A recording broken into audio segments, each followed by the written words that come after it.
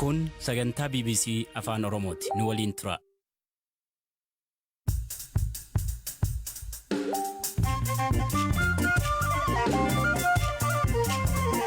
Yooyya malee yooyya dhaggeeffattoota raadiyoo BBC Afaan Oromoo baak jalbultii ayyaana irreechaa nagaan geetan saniin jenna sagantaan keenya am jalqaba. Irreecha irratti maal qabannaa namoonni gaafatan? Marga qofa qabatanii warratanii kan gara malkaa imalan. Guyyaan keenya guyyaan irreechaa marga qofa kan qabannu. Irreechi keenya siyaasa ta'uun irra hin jiru. Mallattooleen uffata aadaa harkaan kaada dabsuu maal fa'a?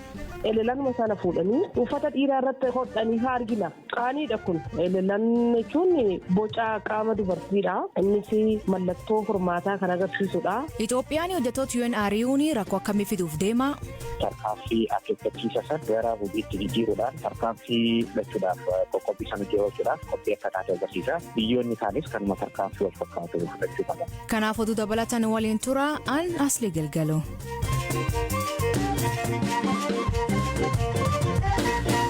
Dhaggeeffattootni oduutiin jalqabaanii qaama maantanaa naannoo Tigraay bulchaa jiru himuu fi kan mootummaan Itoophiyaa dhaabshiroo keessaa jedhe farajee TPLF jalaatti hoggana biiroo fayyaa naannichaa kataan obbo Hagos Godaafay naannicha keessatti sababa beelaa lakkoofsi namoota du'aa jiranii dabalaa jira jedhe. Tigraay keessatti namootni sababa beelaan du'an dabalaa jiru. Naannoo Tigraay hundarraa ragaa sassaabuuf hanqinni hariiroo qunnamtii danqaa ta'eera. Garuu ammoo Tigraay keessatti guyyaatti namootni 3 hanga 4 sababa beelaan hospitaala keessatti du'aa jiru. Naannolee Tambeen, Aksum, Adwaa, naannoo Raayyaa ammoo Mohonii akkasumas kibba lixa Tigraayitti beelli hamaan akka jiru ragaa qabna. Tigraay keessa daa'imni waggaa 1 gadii 200,000 oltu jira. Kan waggaa 5 gad jiran ammoo miiliyoona 1 ta'u. Kana keessaa harki 60 haga 70 naannolee beelli irra marsaa jiru keessa jiraatu. Gara mana yaalaa akka dhufan hedduun sababa beelaan miidhamaniiti. Hospitaalota keessatti muddamni dhalateera.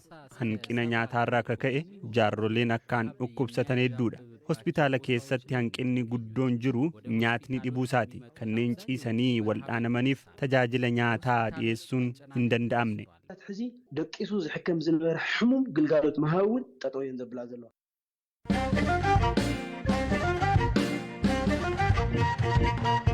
Mootummaan Itoophiyaa qondaaltonni UN torbaa biyyattii akka ba'an ajajuun addunyaa biraatti guddoo balaaleffama. Tarkaanfii kan hordofuun ibsa baaftee Ameerikaan ejjeta kan mormuun waan fudhatama hin qabnee fi kan Itoophiyaa irra hin eegamne ejjeta haaluma wal fakkaatuun embaasiiwwan UK fi Jarmanii magaalaa Finfinneetti argaman murtoo kanaan yaadda'uu fi mootummaan irra deebiin akka ilaalu gaafatan. Galaana Balaayee gabaas qaba.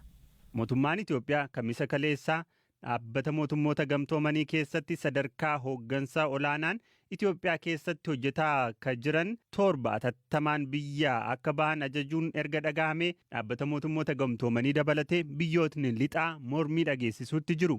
Murteen Itoophiyaa dhagahamee yeroo gabaabaa keessatti barreessaa olaanaan dhaabbatichaa Antooniyoo Guutareez murtee kanaan rifachuu ibsanii hojiin deeggarsa namoomaa dhaabbilee UN jala jiranii hundi bu'uura qajeelfama dhaabbatichaa kan alloogummaa kan of danda'ee fi bilisa ta'e jedhu akka hordofu ibsuun ari'atamuu hojjettoota isaanii balaaleffataniiru. Mootummaan Itoophiyaa hojjettoota UN Itoophiyaa keessatti dhiyeessii deeggarsa namoomaa qindeessan 7 kan ari'atte deeggarsa dhiyeeffamu qindeessuu cinaatti dhimma biyyaa keessa galaniiru. Mootummaa Itoophiyaa muddaa fi maqa balleessuun duula gaggeessaa turan jechuun ture.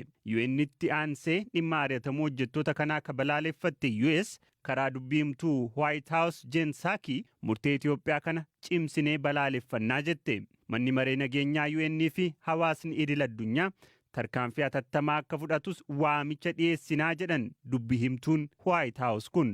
We call on the UN Security Council and members of the international community. Manni maree nageenyaa UN fi miseensonni hawaasa idil addunyaa mootummaa Itoophiyaa irratti tarkaanfii atattamaa fudhachuun hojii dhiyeessii deeggarsa namoomaa danquu fi lammiilee ofiirraa jiraachuuf waan bu'uura ta'e mulquun fudhatama kan hin qabne ta'uu ifa gochuu barbaachisa. Pireezidaanti Baayiden jalqaba ji'a kanaa warra kaaba Itoophiyaatti waraanicha dheeressan irratti qoqqobbii dinagdee kaa'uuf ajaja haala mijeessee fi tarkaanfiiwwan biroo fudhachuu dandeenyu warra deeggarsa namoomaa danqan irratti atattamaa fi haala murteessaa ta'een fudhachuurraa boodatti hin jennu. Ministeerri Hajaalaa US Anthony Blinken gama isaaniin Itoophiyaan murtee ishee kana akka jijjiirtu gaafachuun yoo ta'uu baate tarkaanfii Itoophiyaa kanaaf deebii kennuuf ija akka jabaatan ibsaniiru. Embasiin UK Itoophiyaatti argamus haaluma wal fakkaatuun tarkaanfii mootummaa Itoophiyaa kanaan yaadda'uu ibseera. Embasichi ibsa karaa toora Tiwiitaraa isaatiin baaseen mootummaan Itoophiyaa tarkaanfii kana haal duree tokko malee atattamaan akka kaasuuf waamicha dhiyeesseera. Embasiin Jarmanii Itoophiyaatti argamus ibsa toora Tiwiitaraa irratti baaseen akka qaama deeggarsa namoomaa guddichaa Itoophiyaatti nutis ari'atamuu hojjettoota UN ilaalchisuun yaaddoo barreessaan olaanaa dhaabbata biyyoota gamtoomanii Antooniyoo Guutereez ni qooddannaa jedha. Mootummaan Itoophiyaa ji'a waxabajjii keessa dhaabbileen gargaarsaa idil-addunyaa gariin maqaa gargaarsa namoomaan dhimma keessoo biyyaa keessa galaa jiru hidhattootaaf meeshaa galchuufis yaalaa jiru mootummaa Itoophiyaas maqaa balleessaa jiru jechuun yoo isaan hin sirraayin isaan waliin hojjechuu akka dhaabu darbees biyyaa ari'uuf ka dirqamu akka ta'e akeekkachiisee ture. Balaaleffannaa kan hordofee mootummaan Itoophiyaa ibsa galgala kan baaseen badii hojjettoonni UN ari'aman raawwatan if godhe. Tokkoffaanii deeggarsa namoomaa uummataa ergame wartii TPLF'if dabarsu, lammataanii waliigalteewwan nageenyaa waliigalan cabsu, meeshaalee qunnamtii wartii TPLF akka itti fayyadaman dabarsee kennu, konkolaatonni deeggarsaaf fe'anii Tigraayitti hafan akka deebi'an gaafachuu irratti rinciica argisiisanii jedhan.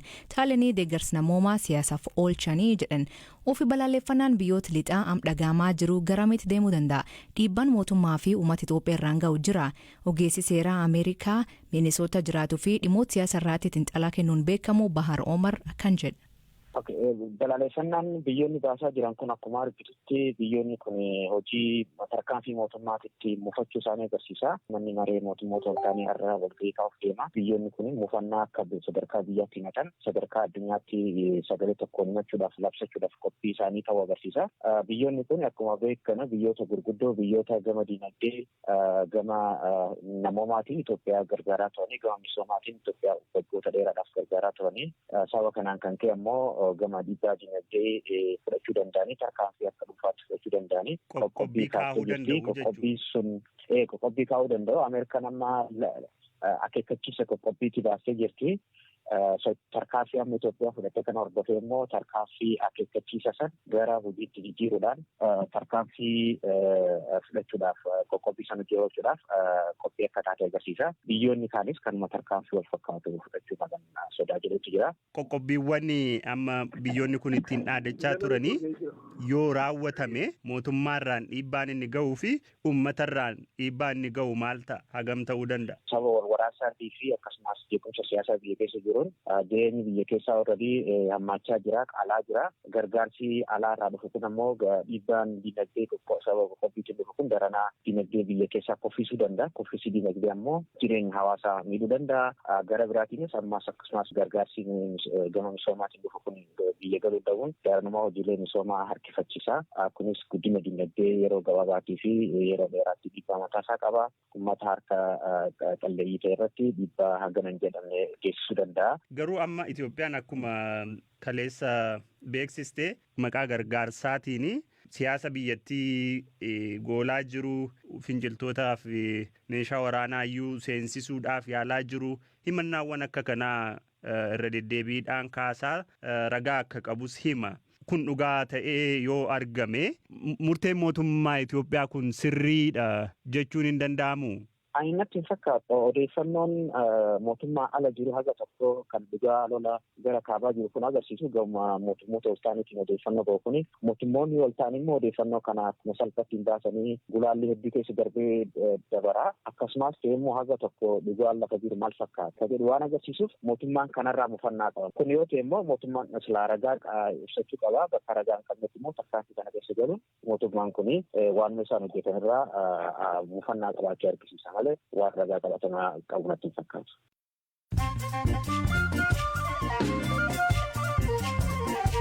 Dhaggeeffattoonni amma duga gabaaboo addunyaa isaanii dhiyeessaa jalqabaanii naannoo Benishaangul Gumuz godinaalee Matakaliif Kamaashitti hidhattoonni namoota 445 butuu Komishinii Mirga Namoomaa Itoophiyaa beeksise. Kanneen butaman keessa yoo xiqqaate namoonni 2 hidhattootanii ajjeefamuu akkasumas kaan ammoo haala makee jiraachuu komishinichi odeeffannoo argachuu hima. Namoonni butaman daa'imman, dubartoota fi jaarsolee ta'uu ibsan. Lammiileen Suudaan kumaatamaan lakkaa'aman mootummaan ce'umsaa siviiliin akka hoogganamu gaafachuu fi magaalaa Kartuumitti hiriira ba'an.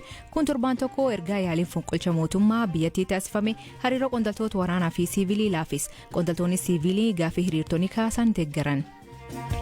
Qorsi yookiin qorichi COVID-19 wallaanuuf qoratamaa jiru lakkoofsa namoota dhukkubichaaf cibsisanii walakkeessuu danda'a jedhan torbaan lama keessatti US qorsi kana akka balata isaatti fayyadamuu eegaluuf deemti. Ammaatti namoonni qorannoo kanaaf fayyadaman guyyaatti maroo lama liqimsuu himan.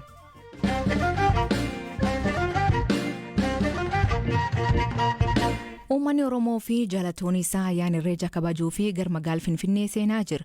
Abbaa Gadaa Tuulamaa fi qindeessan kabaja ayyaana irreechaa Goobana Hoolan irreechi baranaa caarraa Oromoon abbaa safuu, abbaa duudhaa, abbaa biyya ta'uu isaa ittiin agarsiiftak ta'uu fi Oromoon hundi safuu fi nagaa jabeessuu qabaa jedhe. Sirni irreechaa guyyoota lamaaf ture kana akka itti qophaa'anii fi wanta barbaachisu waa'ilii keen maatii olaanaa Abbaa Gadaa Goobana Hoolaa dubbis. Jala bultii keenyee jirraa jennan. Kanaafuu haalli jala bultii haala gaariidha. Qophiin jirus baay'ee gaariidha, baay'ee kan nama gammachiisu. Keessattuu bara kana keessatti ayyaana irreessaa kana, ayyaana bal'aa kana, ayyaana Oromoon jaalatu, ayyaana sabaaf sablammiin jaalatu yoo kabajnu wanta lama keessa jennee akka kabajnu uummanni keenya sirriitti xiyyeeffannoo argatee jira. Uummanni kallattii afraniinuu dhufu yeroo gara seenaa jiran kana yeroo rakkina nuqunnamu kana tokko dhibee COVID-19 yeroo ammaa kana amala jijjiirratee addunyaa dararaa jiru kana xiyyeeffannoodhaan wanni jiru itti himamee waan ofirraa dhoowwaniin ogeessan itti himamee jira. Gara malkaatitti yoo imalan maal akka weeddisaa deeman, qeerroon maal akka weeddisu, qarreen maal akka weeddisu, jaartiin maal akka weeddisu kana sirritti beeku. Uummanni keenya qabatuun kan isaan irra jiru. Qabatuun meeshaa fa'aa aadaatiin ala meeshaa fa'aa aadaa hubbattoo jennu qeerroon keenya akkamitti akka fa'aamu, qarreen keenya akkamitti akka fa'aamu, abbootiin gadaa, jaartiin cimee akkamitti akka fa'aaman kuni duudhaa safuu kaleessa keessa dhufne. Kanaafuu jaalala kabajaa sabaaf sablammii qabnurraa kan ka'e namoonni hedduu gara malkaa hubbattoo imalan marga qofa qabatanii warratanii kan gara malkaa imalan. Guyyaan keenya guyyaan irreessaa marga qofa kan qabannu. Irreessi keenya siyaasa ta'uun irra hin jiru. Uffanni aadaa Oromoo waggoota dhiyoo as akka Oromiyaatti qofa osoo hin taane akka biyyaa fi akka addunyaatti beekamaa jira. Haa ta'u malee guddinni faashinii aadaa uffata aadaa duudhaa isaa gadhiisee jechuun namoonni garii muufii qaban argisiisaa jiran. Yeroo irreechaa kana namuu uffata diizaayinii babbareedaa uffatee gad ba'uuf deema. Garuu aadaa Oromoo irratti wanta godhamuu hin qabne beektu. Dhimmoota aadaa fi afaan Oromoo irratti qorannoo isee kan hojjette barsiiftuun Yuunivarsiitii Wallaggaa Dr. Halimma Jibriil waa'ee uffata aadaa akkanaan ibsiti. Hamza Hussein dubbis. Uffata aadaa Oromoo yeroo jennu uffata aadaadha. Uffata aadaa jechuun immoo aadaa saba sanaa, duudhaa saba sanaa, eenyummaa saba sanaa kan sabni sun safeeffatu, kan ittiin bulu, kan kabaju akkasumas immoo kan ittiin dhorku akka aadaa maleetti kan ilaalamu naamusa uummata sanaa akka cabsetti kan ilaalamu ta'uu danda'uu qaba. Kan biraan mallattooleedha. Mallattooleen achirratti ka'uu qaban maal ta'uu akka qaban ilaaluun baay'ee barbaachisaadha. Amma yeroo baay'ee maal argina? Elelan fuudhanii kan dhiiraa irratti yeroo akka fakkiittis akkasumas elelanuma sana fuudhanii uffata dhiiraa irratti hodhanii argina. Qaaniidha kun. Elelan jechuun boca qaama dubartiidha. Innis mallattoo hormaataa kan agarsiisudha. Yeroo uffata dhiiraa irratti fuunee elelanni maxxansinu dhiirri ni da'a kan jedhu wayii fakkaata. Kanaaf isa kanallee beekuun barbaachisaadha. Kan biraaniif kan gidduu kana namoonni baay'ee irratti ka'anii yaada kennaa jiranii haala diizaayinii isaati. Safuu qaba uummati kun. Oromoonis gaafa dhala isaa guddisu safuu uummata sanaatiin guddisa. Kana jechuun dubartiin kabaja qabdi. Qaamni dubartii kabaja qaba. Akkatti uffachuu qabdu. Beekamaadha jechuudha uffati aadaa. Amma namni hunduu amma miillaatti amma koomeetti garbitee uffachuu qaba kan jedhu ilaalcha akkasii hin qabu. Haa ta'u malee garuu amma qaamni isaanii mul'atuutti baay'ee nama qaanessa waan akkasii. Baay'ee nama qaanessa. Dhaggeeffattootteen sagantaan irraa ganumaa torbaan guutuun waliin turuu keessaniif ulfaadha isaniin jedha. Oduu dabalataa weebsaayit keen BBC News Afaan Oromoo irra dubbisa. Mammaasii galgal kanaa mansareetti gogaa hin suuqan. Hiikan isa san biratti maani kooment keessatti nu beeksisa. Sagantaa kan qophees Galaana Balaay gam teknikaatiin Oskar Bunga keessaniif dhiyeessaan Aslii Galgalooti ak torbaan dhufuu saatti akkana nagaa waaqa kee bulaa irreechi ka quufaaf gammachuu isiniif ta'u suura babbareedaa kaatanii Facebook teen waliin qooduu hin dedhinaa yookiin hin dagatinaa oraa bulaa deebanaa hangafamaan dhan bulaa.